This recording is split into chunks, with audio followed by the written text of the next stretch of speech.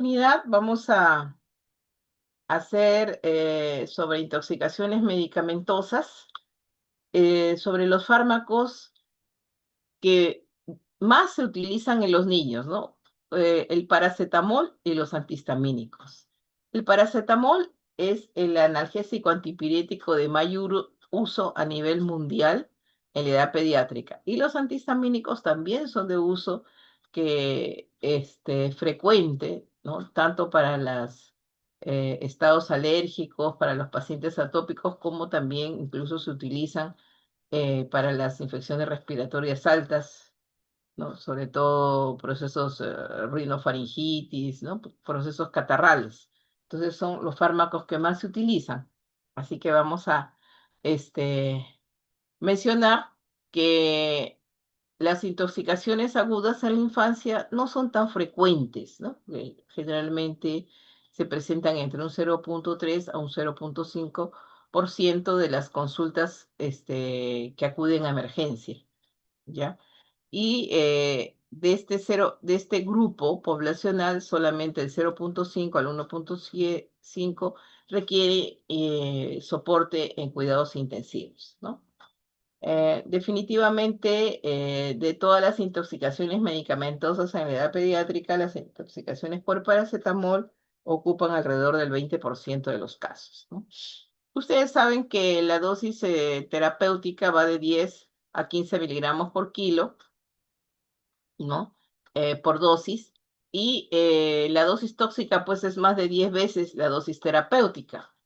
Y el principal problema que da la intoxicación por paracetamol o acetaminofeno, que también es el nombre con el que se le conoce, es el problema de compromiso hepático, ¿no? Puede dar una falla hepática aguda que incluso puede ser mortal. ¿Qué hace que esta intoxicación sea frecuente en diferentes edades pediátricas? En los lactantes es a veces la angustia de los padres cuando tienen un proceso febril, le dan las dosis en forma muy repetida y esa puede ser causa más frecuente de intoxicación aguda. En el caso de los preescolares, es la inquietud que tienen los niños, ¿no? De jugar con los medicamentos y como estos antipiréticos son de color y de sabor muy agradable, entonces los niños pueden, en un descuido de los padres o de sus cuidadores, ingerir pues una sobredosis, ¿no? Afortunadamente, como ya se conoce esta situación, el frasco que contiene el paracetamol, tanto en gotas como en solución bebible, eh, no tienen más allá de lo que pueda causar una sobredosis tóxica, ¿no? Entonces, como ustedes ven ahí, los frascos, las que viven con niños pequeños, se darán cuenta pues que el contenido no es más allá de 120 mililitros, ¿no? Entonces, esto no lleva pues a la muerte, ¿no? Ahora, en adolescentes sí puede ser una ingesta intencional con el objeto de el intento de suicidio, ¿no? Y como son fármacos que se venden sin receta médica, son de acceso bastante disponible en la población, ¿no? Entonces, ¿quién no tiene un antipirético tipo paracetamol en su casa? ¿No? Entonces, creo que el blister de 10 tabletitas cuesta un sol en la mayor parte de farmacias, ¿no? Entonces es de bajo costo y de bastante disponibilidad, ¿no? En la población. En el caso del paracetamol, la intoxicación aguda es la más frecuente, ¿no? Y siempre cuando llega un paciente con evidencia de una ingesta medicamentosa, hay que hacer una buena historia clínica, ¿no? A veces los niños, los padres llegan y encuentran al niño con manifestaciones clínicas de intoxicación, entonces a veces se desesperan, los llevan y no se percatan pues que el niño ha ingerido, aunque cuando son preescolares generalmente los niños llegan con la ropa manchada, con todo la evidencia de que se ha ingerido una sobredosis medicamentosa, ¿no? En el caso de los adolescentes sí es más difícil, porque sobre todo cuando es intento de suicidio, porque esconden, pues, ¿no? Hay un tiempo para manifestar, para que se presenten las manifestaciones de toxicidad, pero a veces ya los padres llegan y siempre hay algún familiar que encuentra, puede ser en la basura, debajo del colchón, etcétera, debajo de la cama, y podemos llegar rápidamente al diagnóstico, ¿no? La intoxicación crónica más o menos se presenta con la ingesta de 150 miligramos por kilo por día durante 2 a 4 días, ¿no? ¿Y quiénes son los más afectados? Pues pueden ser los preescolares, que tienen acceso, ¿no? Incluso los niños se las ingenian, por más que los padres sean cuidadosos y que los medicamentos se coloquen en repisas altas, los niños a veces se paran en sillas, ¿no? Y lo que pasa es que tratan de alcanzar los medicamentos y eh, ingieren, pues, ¿no? La sobredosis. Incluso cuando mi hijo estaba pequeño, a mí también me pasó ese incidente. Es, yo me acuerdo que estaba dándole fue incluso con un antihistamínico, ¿no? Le había dado una cucharadita y me volteo, ¿no? Dejé así en un descuido el medicamento. Y menos mal que él me avisó y me dice, ya mamita, ya me tomé todo mi jarabito para sanarme más rápido. Bueno, ya se imaginan la situación tan desesperante, etcétera, ¿no? O sea, puede pasar en menos de un minuto la ingesta accidental en preescolares. Ahora, hay algunos adolescentes que, sobre todo cuando ya están en secundaria, que ya han incursionado en el alcoholismo, ¿no? Entonces ellos son más susceptibles, pues, ¿no? Porque ya hay un daño hepático preexistente y con una sobredosis, pues, puede presentar una intoxicación. Sabemos que cuando damos una dosis terapéutica de paracetamol, la absorción es rápida, ¿no? Entre 30 y 60 minutos, pero cuando hay una sobredosis puede demorar, ¿no? Hasta 4 horas y en excesivas cantidades hasta 8 horas para alcanzar la concentración sérica máxima.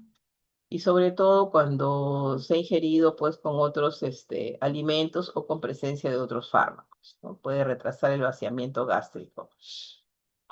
El paracetamol normalmente se metaboliza a nivel hepático por tres mecanismos, por tres vías enzimáticas: por sulfatación, por glucuronización y por oxidación microsomal. Más o men- Más o menos el 95% de los fármacos se metabolizan por sulfatación o glucuronización, ¿no? Y estos metabolitos no son tóxicos y se excretan por la orina. Pero un 5% del paracetamol se elimina o se biotransforma por oxidación microsomal, ¿no? Eh, a nivel del sistema enzimático citocromo P450, 2 y 1. ¿Y qué producto da? Da el NAPQI, ¿no? Que es el N-acetil para quinoinamina, ¿no? NAPQI, es el famoso metabolito que sí es tóxico, pero que se puede conjugar, normalmente se conjuga con el glutatión y produce ya dos sustancias que ya pierden su toxicidad, ¿no? Que son el ácido mercaptopurínico y la cisteína. Pero en caso de sobredosis, pues se agotan los depósitos de glutatión a nivel hepático y eso es lo que condiciona que se lesionen los hepatocitos, ¿no? Afortunadamente, los niños menores de 6 años tienen grandes reservas de glutatión y el mecanismo más importante de eliminación es la vía enzimática de la sulfatación, ¿no? Entonces, por eso es que eh, en preescolares eh, es menos riesgo de que sean pues los accidentes mortales, ¿no? Eso es más frecuente en los adolescentes, porque ahí los adolescentes o niños ya mayores de 12 años tratan de ocultar sus intenciones de autoeliminación y ahí es más difícil y llegan también más tardíamente, ¿no? Entonces, las fases de la intoxicación por paracetamol se puede dar en 4 fases, ¿no? Y más o menos, desde el tiempo de la ingesta hasta 2 semanas que puede durar la recuperación, ¿ya?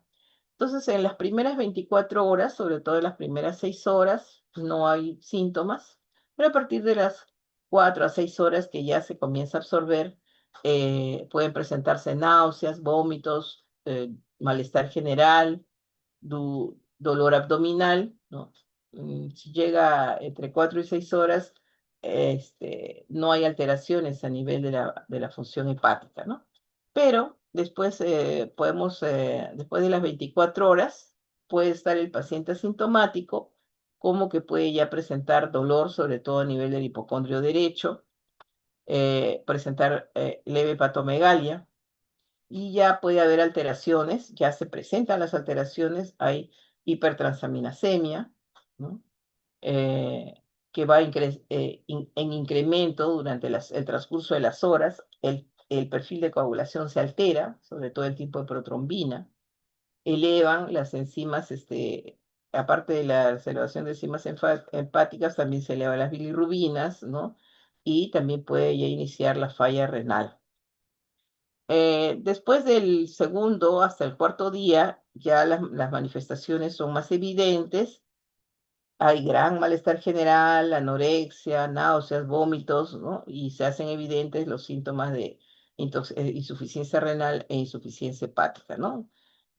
Hay marcada ictericia, eh, trastornos de la coagulación, se puede instalar ya la encefalopatía hepática, hay hipoglicemia, manifestaciones de la falla renal, también puede haber compromiso pancreático, ¿no?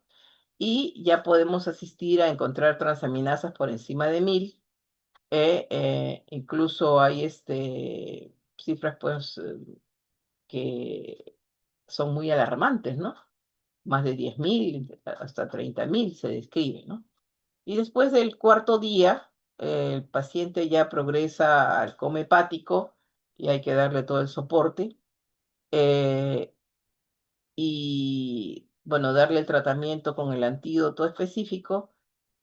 A veces ya se inicia en forma muy tardía, y solo nos quedan 2 caminos, ¿no? El trasplante hepático, o si no se encuentra cerca un centro trasplantador, el paciente puede fallecer. Ahora, si la sobredosis no ha sido, no ha ocasionado mucho daño hepático, puede revertir el daño más o menos hasta en 2 semanas, ¿ya? Bueno, entonces, sí, aparte de que ustedes habrán visto que a lo largo del curso siempre hemos insistido, todos los docentes, que lo más importante para llegar a un diagnóstico es la historia clínica, y eso siempre lo tienen que tener grabado, ¿no? No es pérdida de tiempo hablar con el paciente. Podemos recibir al paciente en emergencia, mientras le estamos dando el soporte de vida, el soporte vital. Tratemos de ahondar la anamnesis y tratar de descubrir qué es lo que ha ocasionado que el niño llegue en esas condiciones, ¿no? Pero básicamente tenemos que pedir un hemograma, la bioquímica basal, glucosa, urea, creatinina, el dosaje de electrolitos, ¿no? Si el paciente ya llega pues muy descompensado, tomamos una muestra de sangre, gases en sangre arterial, el perfil hepático, el perfil de coagulación. Si podemos tener acceso, ¿no?, a un centro toxicológico, podemos solicitar los dosajes séricos de paracetamol, ¿no?, después de las 4 a 6 horas de la ingesta. Y una vez si es que se obtiene este dosaje sérico, se puede traspolar al nomograma de Rumac-Maclin, ¿no? Que es vamos a ver cómo están las cifras de acuerdo a las horas, ¿no? De la concentración sérica de paracetamol. Pero muchas veces no podemos tener este recurso, ¿no? Entonces, prácticamente vemos que eh, hay evidencia de la toxicidad, entonces tenemos que iniciar el tratamiento con la N-acetilcisteína, ¿no? El diagnóstico diferencial incluye intoxicaciones con otros fármacos hepatotóxicos, ¿no? Sobre todo el caso de uso de anticonvulsivantes. El ácido valproico también produce hepatotoxicidad. eh, Justo nos va a tocar hacer envenenamientos por picaduras de arañas o mordeduras de alacrán también, ¿no? O la ingesta de hongos. ¿Ya? Entonces también hay algunas enfermedades con las que también entra el diagnóstico diferencial, ¿no? Puede ser algunas enfermedades metabólicas, una hepatitis infecciosa, ¿no? Como parte de una enfermedad sistémica, por ejemplo, una infección por citomegalovirus, infección por el virus del Epstein-Barr, eh, por hepatitis, ¿no? Virus de la hepatitis A o B también entra en el diagnóstico diferencial o infecciones por enterovirus. Otras enfermedades autoinmunes que puedan debutar, como el lupus eritematoso con compromiso hepático, eh, ingesta de otros tóxicos, ¿no? Enfermedades neoplásicas como las leucemias y algunas que no llegamos a determinar, ¿no? Entonces, pero que comienzan con compromiso hepático. Entonces, siempre hay que ser muy acuciosos con el diagnóstico, ¿no? Pero una vez que ya tengamos la sospecha clínica fuerte o la certeza ya de la ingesta sobredosis de paracetamol, entonces luego el monitoreo básico y la estabilización hemodinámica, se tiene que ya iniciar pues el tratamiento de soporte, ¿no? Eh, si depende del horario en que llegue, ¿no? Si llega en las primeras horas, tenemos que tratar de disminuir la absorción gastrointestinal del fármaco y ya en etapas después de las 4 o 6 horas, pues tratar de ya neutralizar con el antídoto, ¿no? Y favorecer la eliminación del tóxico con una buena hidratación, ¿no? Entonces, si llegan menos de 4 horas, para retrasar la absorción gastrointestinal se puede utilizar el carbón activado, bien sea por vía oral, si es que el paciente está consciente, 1 gramo por kilo vía oral. También se puede administrar por sonda nasogástrica, incluso por vía rectal, ¿no? Después de las 4 horas, si llega después de las 4 horas y tenemos la facilidad de hacer el dosaje seco de paracetamol, procedemos a esa em, examen, ¿no? Y solicitamos todos los análisis que hemos mencionado, ¿no? Los exámenes auxiliares. Eh, pero si no tenemos los resultados antes de las 8 horas, debemos de iniciar el tratamiento con el antídoto específico del paracetamol, que es la N-acetilcisteína, ¿no? Para disminuir el daño hepático. Y así, pues, obviamente se reduce la mortalidad. Entonces,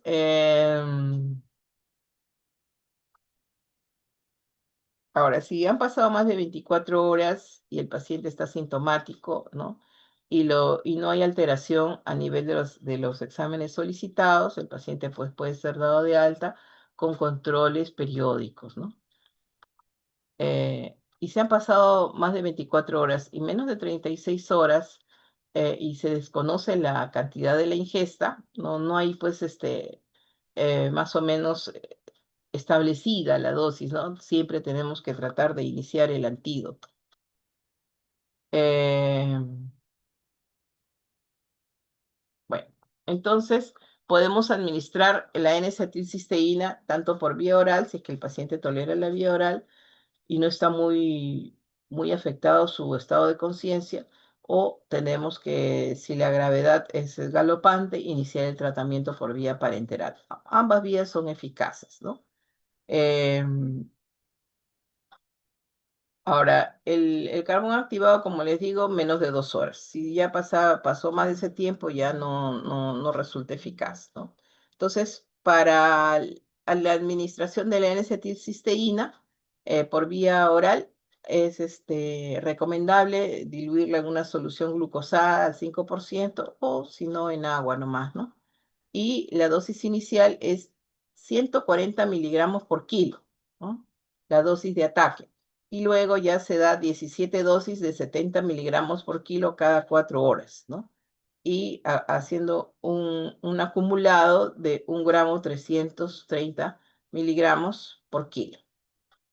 Ahora, si el paciente vomita, hay que volver a repetir la dosis, ¿no? Y si continúa vomitando, ya pues contraindicamos la vía oral hasta que tolere y ya se tiene que administrar vía parenteral si es que tampoco no cede con metoclopramida o ondansetron, ¿no? Como antieméticos, ¿ya? Entonces, para administración endovenosa, iniciamos con la N-acetilcisteína, 150 miligramos por kilo intravenoso en la primera hora, y seguimos con 50 miligramos por kilo intravenoso en las siguientes 4 horas, ¿no? Y en las 16 horas restantes, 6,25 miligramos por kilo por hora. Entonces, esas son las pautas clásicas de administración, tanto por vía oral como por vía parenteral.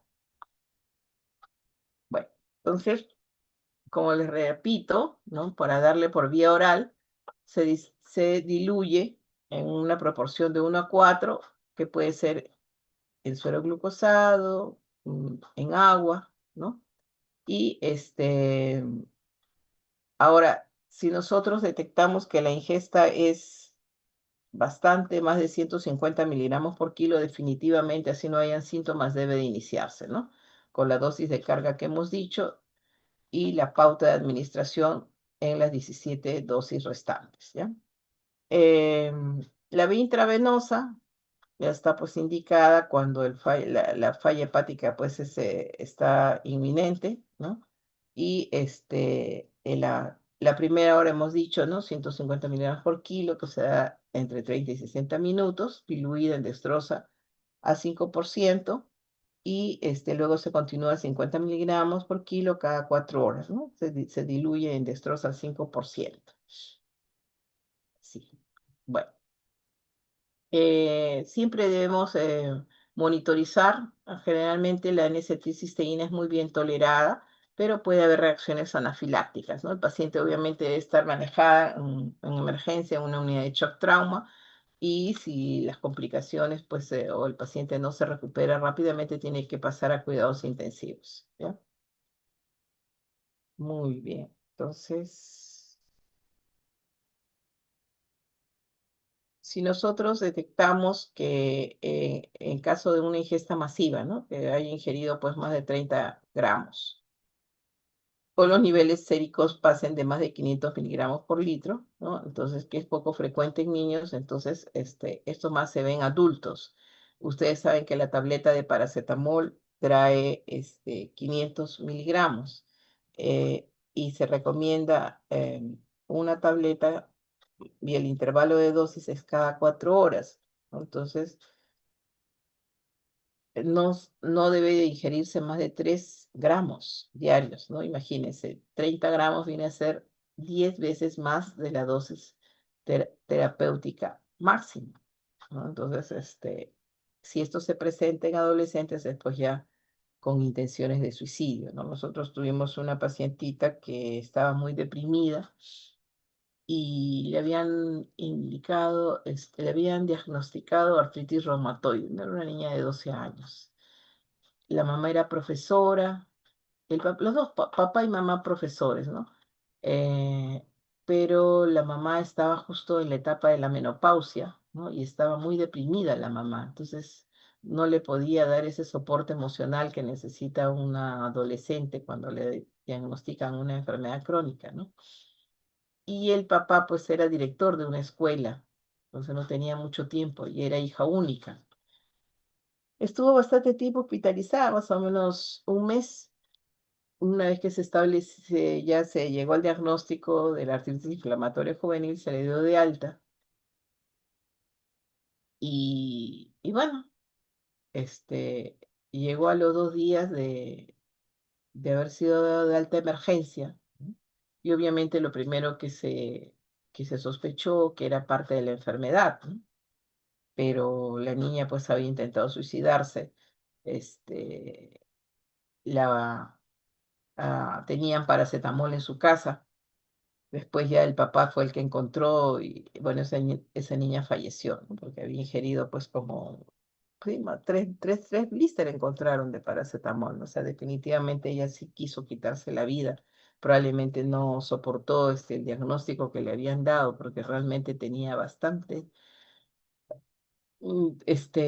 limitación para la deambulación. Entonces, era una niña que sufría mucho, ¿no? Y decidió acabar con su vida. Entonces, son esos casos a veces que impactan, que realmente no deberían suceder, ¿no? Pero bueno, a veces la realidad de las familias es así.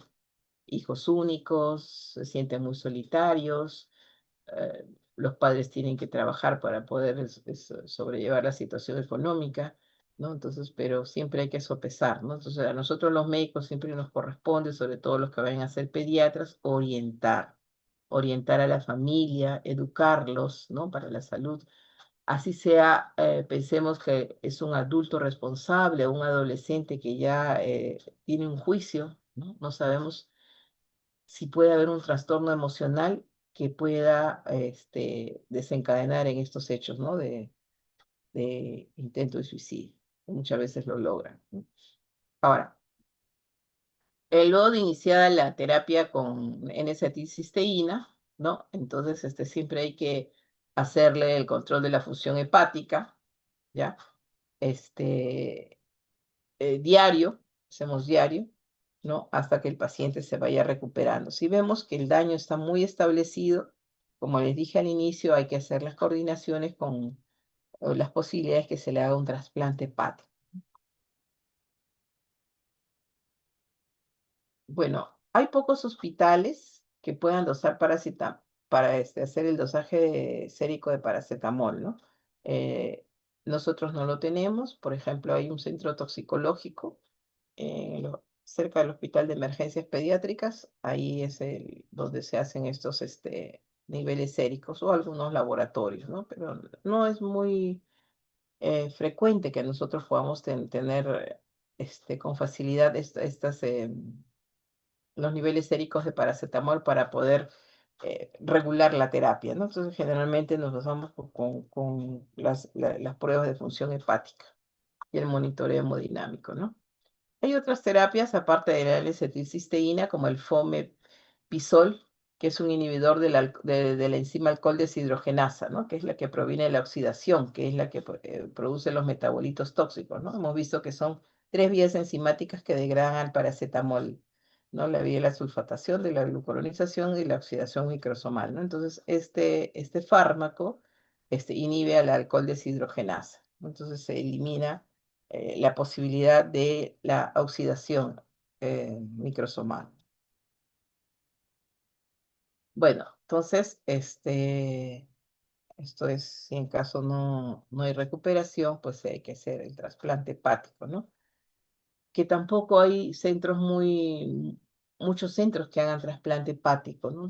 Por ejemplo, en salud, el Hospital Rebagliati ya está catalogado como hospital trasplantador, el Hospital Almenara también.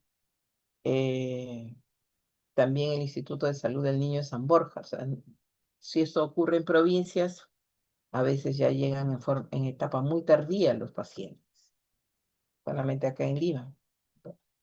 No tenemos conocimiento que estén haciendo ya trasplante hepático a nivel, en otros departamentos a nivel nacional, ¿no? Porque todos nos llegan a nosotros. En general, eh, las intoxicaciones agudas en preescolares, ¿no? Así, como les he dicho, ¿no? Preventivamente el frasco de paracetamol no trae tanto contenido como para poder provocar la muerte, ¿no? Entonces la mayoría de las intoxicaciones pueden pasar desapercibidas o porque cursan en forma sintomática y a veces los padres se dan cuenta al día siguiente cuando encuentran el frasquito vacío, ¿no? Y afortunadamente el niño pues no pasó de un simple malestar general, dolor abdominal, de repente sensación nauseosa, hiporexia, ¿no? Pero sí, un porcentaje pues pueden fallecer, ¿no? Bueno, eh, el fármaco, el paracetamol, se puede dializar, pero sus metabolitos tóxicos no, ¿no? Entonces, em, el uso de medidas de depuración extrarrenal solo estaría indicado si no hay disponibilidad de N-acetilcisteína, ¿no? En caso de insuficiencia renal aguda o si hay también, a veces, hay ingesta de otros fármacos, ¿no? Entonces, por ejemplo, con uso de anticonvulsivantes y se suman los efectos tóxicos. Muy bien, pues entonces, ¿quiénes evolucionan mal? Los que tienen una dosis muy alta de paracetamol en adolescentes que ya estén incursionando y que sean alcohólicos crónicos. Cuando llega el paciente después de las 24 horas, ¿no? Cuando hay intento de suicidio, porque las dosis son pues intencionalmente muy altas. En los niños y en los adolescentes, el pronóstico es menos favorable que en los preescolares o cuando haya consumo de otras drogas hepatotóxicas, ¿no? Ahora, ¿quiénes van a ir definitivamente mal? Aquellos pacientes que desde el inicio, desde las primeras horas, tengan la prolongación del tiempo de protrombina mayor de 37 segundos, ¿no? Que estén en un estado de acidosis metabólica, que haya falla renal aguda rápida, que de instalación rápida, ¿no? Que evolucione rápidamente a la encefalopatía hepática grado 3 o grado 4, aquellos en que evolucionen con hipofosfatemia, incluso refractaria al tratamiento, que haya hiperbilirubinemia importante y que haya hipotensión refractaria, ¿no? Bueno, entonces, a lo largo de todo esto de esta clase les he estado diciendo pues las medidas profilácticas, ¿no? Como ven, acá vemos a un niñito parado ahí tratando de alcanzar en la repisa, ¿no? Entonces, lo más recomendable, siempre decirle a la familia que no todos los tratamientos farmacológicos, no hay fármaco inocuo, ¿no? Todos los medicamentos son capaces de inducir alguna reacción adversa medicamentosa. Entonces, los procesos febriles agudos debemos de recomendarle a los padres que no se angustien, que la fiebre es un mecanismo de defensa, que los procesos febriles generalmente se deben a procesos virales, ¿no? Que se van a autolimitar. Recomendarles bien, ¿no? El intervalo de la dosis. Entonces, porque hay mamás que les dicen, bueno, dele 2 gotitas por kilo de peso, ¿no? Si el niño está en 5 kilos, por ejemplo, en lactante, 10 gotitas. Y de repente escriben con una letra ilegible, pero hay que decirle a la mamá, no le puede dar a las 2 horas, porque a veces ven que no les baja o les sube, porque así son los procesos febriles, ¿no? Entonces, otros medios para bajar la temperatura, ¿no? Los medios físicos que tienen que acompañar al tratamiento antipirético, ¿no? Entonces, recalcarles bien, sobre todo a los padres primerizos, no se puede dar este medicamento antes de las 4 horas y se angustian, ¿no? ¿Y qué pasa si les sube la fiebre? Porque muchos reaccionan así, los padres, ¿no? Les dan antes del intervalo de la dosis recomendada.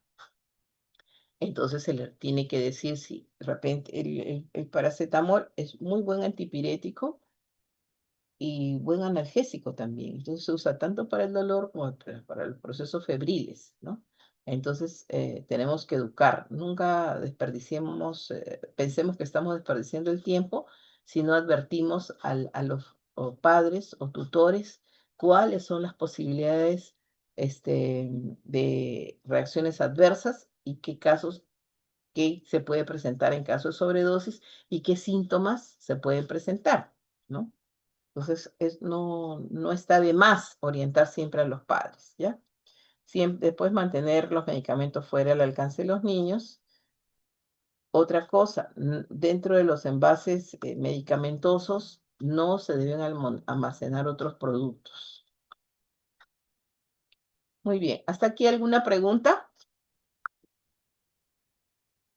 Bueno, si no, vamos a continuar con la intoxicación por antihistamínicos, ¿ya? También son los fármacos muy utilizados, como les dije al inicio, que se pueden usar como para procesos respiratorios altos o como para el tratamiento de alergias, ¿no? Los más utilizados, bueno, ustedes saben que los antihistamínicos se clasifican de acuerdo a la generación, ¿no? Los más antiguos, los de primera generación, tenemos que se siguen utilizando por ser muy útiles. La clorfenamina es un antihistamínico de uso que puede ser parenteral, ¿no? En casos de intoxicaciones alérgicas, este, se sigue utilizando por vía parenteral, la clorfenamina, ¿no? La difenhidramina, que es un buen antiemético, la prometacina y la tripolidina, que se utilizan más como tranquilizantes, ¿no? Pero se siguen siendo utilizados estos antihistamínicos de primera generación. Ustedes saben que los antihistamínicos de primera generación atraviesan con mucha facilidad la barrera hematoencefálica y pueden tener pues marcados efectos sedantes y anticolinérgicos, ¿no? Porque producen bloqueo, atraviesan la barrera hematoencefálica y bloqueo de los receptores H1 a nivel del sistema nervioso central, ¿no? Ahora, los de segunda generación son los más utilizados, ¿no? Loratadina, la desloratadina, la cetiricina. Estos antihistamínicos tienen ventajas sobre los de primera generación porque su vida media es más prolongada, lo que permite la administración de una o dos veces al día, ¿no? Y tienen menos efectos adversos sobre los efectos sedantes. No provocan somnolencia, no provocan embotamiento intelectual, ¿no? Y los de tercera generación, ¿no? Como la levocetiricina, la fexofenadina, la desloratadina, también son muy, muy utilizados, ¿no? Bueno, ahora ya hay productos genéricos que han abaratado sus costos, ¿no?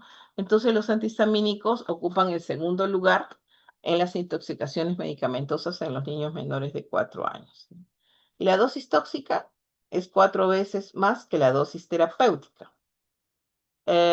Los síntomas pueden aparecer después de los 30 minutos de la ingesta, ¿no? Y bueno, como estos sí tienen mucha am, capacidad de atravesar la barrera hematoencefálica, entonces, y provocan pues trastornos neurológicos, entonces es el motivo más frecuente de intoxicación medicamentosa de los pacientes que ingresan a cuidados intensivos, ¿no? Em, los efectos tóxicos pueden diferir si pertenecen a la primera o la segunda generación, ¿no? Entonces, eh, dentro de los antihistamínicos de primera generación, como la clorfenamina, ¿cuáles son sus manifestaciones leves? Somnolencia, ¿no? Lentitud en el pensamiento, descoordinación motora, ¿no? Paciente, hay alteraciones en la marcha. Ya las alteraciones más graves, el paciente manifiesta agitación psicomotriz marcada, ¿no? Ansiedad, eufórico, el niño habla mucho, ¿no? Algunos se ponen agresivos, ¿ya? Y manifestaciones anticolinérgicas evidentes, ¿no? Entonces, facies rubicunda, ¿no? Puede presentar hiperpirexia, midriasis, visión borrosa, boca seca, puede presentar ciclo paralítico, temblores, palpitaciones, taquicardia. A veces se puede desencadenar arritmias, ¿no? Por ejemplo, muchos de los antihistamínicos de primera generación que provocaban arritmias se han descontinuado. También pueden presentar alucinaciones, ¿no? O psicosis y convulsiones, ¿ya? Y los de segunda generación, pues pueden presentar arritmias y prolongación del intervalo QT. Entonces, los antihistamínicos hay que tratar de, ¿no? Si llega un niño así con trastornos neurológicos, rubicundo, eufórico o al revés, ¿no? Somnoliento, con trastornos del sensorio, tenemos que sospechar en una intoxicación y sobre todo por antihistamínicos, sobre todo si ha estado con infección respiratoria o es un paciente alérgico con constitución atópica, ¿no? Que son los que usan los antihistamínicos, ¿no? Entonces, el grado de toxicidad es muy variable, ¿no? Entonces, cada caso se tiene que individualizar. Y si al paciente llega con el antecedente de haber ingerido, hay que evaluarlo más o menos en sala de observación por lo menos unas 8 horas, ¿no? A todos hay que hacerle un electrocardiograma basal, monitoreo de la presión arterial y ver los niveles séricos, sobre todo de potasio. Ya.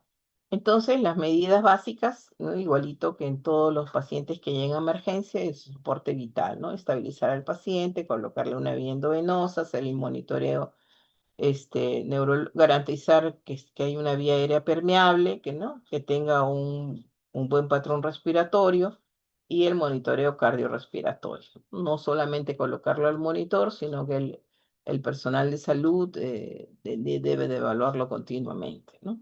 Entonces, podemos también, si llegan en fase temprana, ¿no? Menos de, de 4 horas, entonces podemos evitar tratar de reducir la absorción gastrointestinal, ¿no? También podemos hacer un lavado gástrico, colocando una sonda nasogástrica.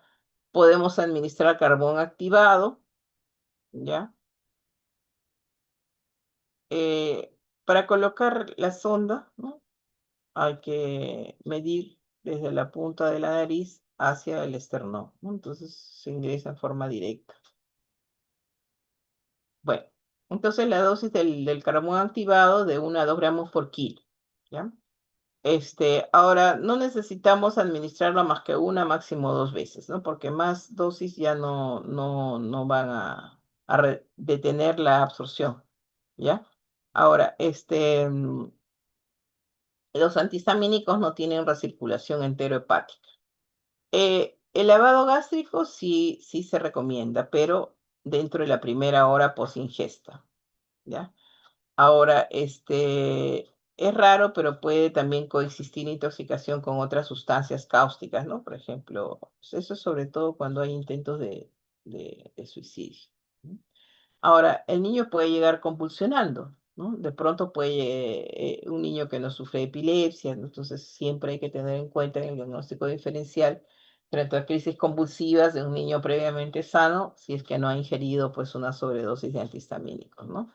Ahora, a veces llegan, pues, como igualito que con el paracetamol, con la ropa manchada, a veces los padres han salido, los dejan a cargo de sus hermanos mayores, y a veces que también son niños entre 10 y 12 años, se distraen jugando y el niño se bebe, pues, todo el frasco, ¿no? Igualito que en caso de paracetamol, los antihistamínicos también no tienen mucho contenido, digamos que la dosis más que contiene el frasco no,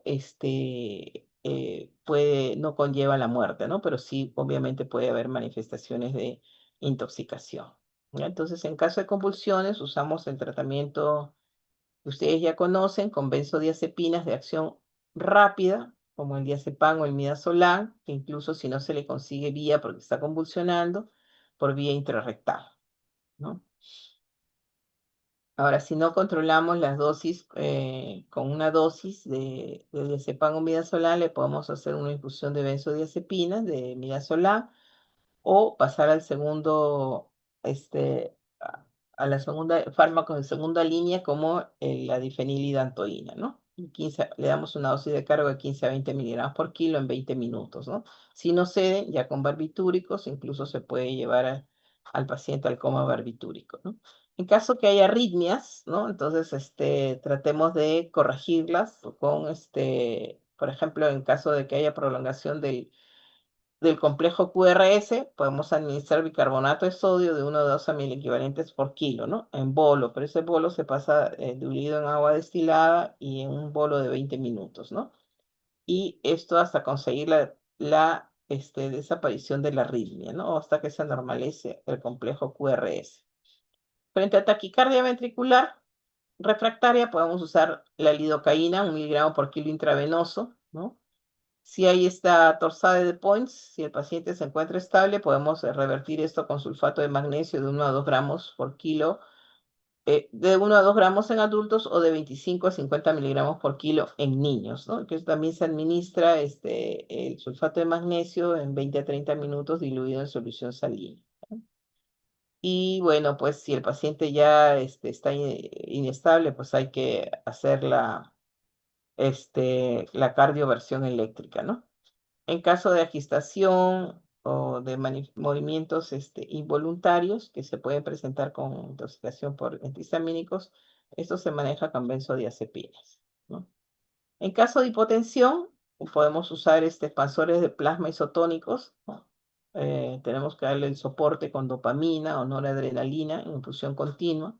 En caso de hipertermia, sí, los antihistamínicos recuerden que puede provocar hipertermia maligna, ¿no? Pasan de temperaturas de 40 a 41 grados. Entonces, tenemos que usar medios físicos, ¿no? Incluso hemos visto hipertermias así bien severas que hemos tenido que administrarle agua helada por vía rectal, ¿ya? Bueno, en intoxicaciones muy graves, que se presente falla renal aguda, que se presente caso de rhabdomiólisis, pues hay que hacer el soporte renal con hemodiálisis o diálisis peritoneal, ¿no? Pero los antihistamínicos, pues, no son no son fármacos que se puedan remover con la diálisis, ¿no? Entonces, igual que en el otro caso, entonces tenemos que educar a la familia para prevenir las intoxicaciones, ¿no? No dejar los medicamentos al alcance de los niños, siempre estar en lugares seguros, bien rotulados, no usar, repetimos, no usar envases de un medicamento para conservar otro, ¿no? Evitar, porque los niños todo imitan, sobre todo en la edad preescolar, ¿no? 2, 3 años los niños son muy inquietos y todo imitan lo que hacen los adultos. Entonces no se recomienda que los adultos ingieran medicamentos delante de los niños, ¿no? Siempre hay que saber de qué fármacos tenemos, ¿no? Los medicamentos que no se usan se deben descartar. No debemos de guardar medicamentos que se hayan consumido, ya no lo vamos a necesitar, debemos de descartarlo, ¿no? También se tiene que educar a la familia para que no usen fármacos sin prescripción médica, ¿no? Para evitar otras intoxicaciones, no debemos usar envases de gaseosas, ¿no? O de productos comestibles para almacenar limpiadores insecticidas. Muchas de estas intoxicaciones por insecticidas, o por cáusticos o ácidos, es porque han mal utilizado los envases, ¿no? Y han almacenado en forma inadecuada estos productos tóxicos. Recalcar que no podemos tener productos de limpieza al alcance de los niños, ¿no? Ni tampoco de raticidas ni otros plaguicidas, ¿no? Hemos visto pues bastantes intoxicaciones de este tipo. Muy bien. No sé si tienen alguna pregunta.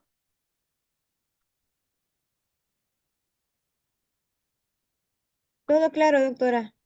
Muy bien, les agradezco de verdad que me hayan permitido adelantar la clase, aunque hay menos de 30 alumnos. ¿No se van a quejar? ¿O fue un acuerdo previo ya que se podía hacer la clase a esta hora? Ah, sí, doctora, yo les consulté.